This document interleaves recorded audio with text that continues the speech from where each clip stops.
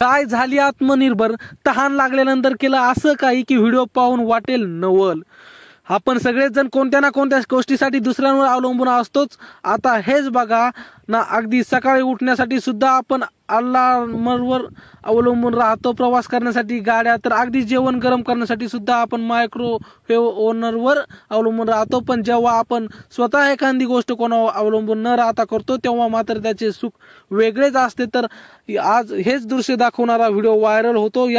यामध्ये एका गायीने स्वतःची तहान अगदी अनोख्या पद्धतीने भागवली आहे। व्हायरल व्हिडिओ रस्त्याकडेला एक उपनलिका आहे, तहान लागलेली असते, कोणी आपल्याला पाणी द्यायला येईल अशी वाट न बघता गायीने आत्मनिर्भर व्हायचे ठरवले।